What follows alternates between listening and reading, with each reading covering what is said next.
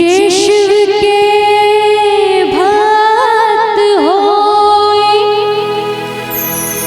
ओह के दुख सितम ना सताए।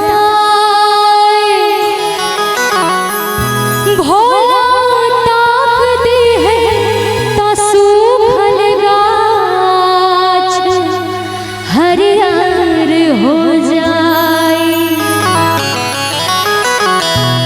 कि भगतन के अपने भोला रक्षा करेला हर जेकर श्रद्धा होए साचे होए शिव जी के पाई। काहे कि ए भैया ओम से व्योम बनल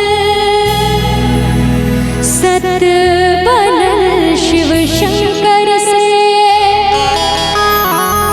ओम से व्योम बनल सत बनल शिव शंकर से।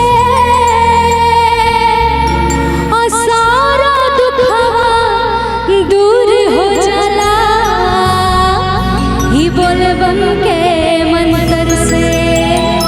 बोल शंकर भगवान की, बोलिए बोल बम।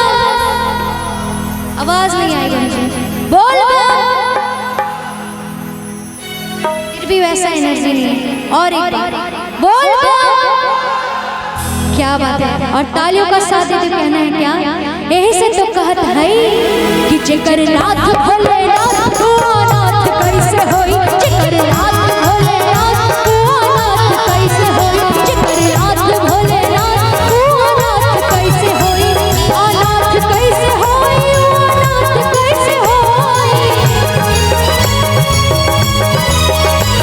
अनाथ कैसे होई, अनाथ कैसे होई। भोला चाहल है, भोला चाहल है, भोला चाहल है दिन का रात कैसे होई। भोला चाहल है दिन का रात कैसे होई। जेकर नाथ भोलेनाथ तू अनाथ कैसे होई।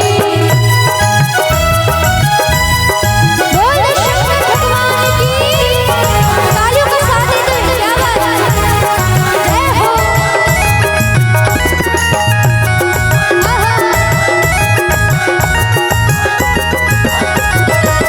कल के अशर भी अकाल हो ना पाई। बाबा के महिमा अपने असर दिखाई। कल के अशर भी अकाल हो ना पाई। बाबा के महिमा अपने असर दिखाई।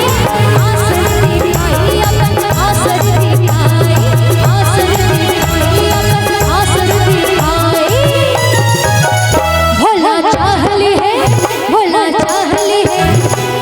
अच्छा बम जी, किनको किनको लगता है जो बाबा एक बार चाह लिए उसके बाद हम लोग कुछ भी चाहें तो वो पूरा नहीं होगा? कौन किनको किनको लगता है? अनाथ कैसे होई, अनाथ कैसे होई, अनाथ कैसे होई। अनाथ कैसे होई, अनाथ कैसे होई। भोला चाहल है, भोला चाहल है, भोला चाहल है दिन का रात कैसे होई। भोला चाहल है दिन का रात कैसे होई। जेकर नाथ भोलेनाथ तू अनाथ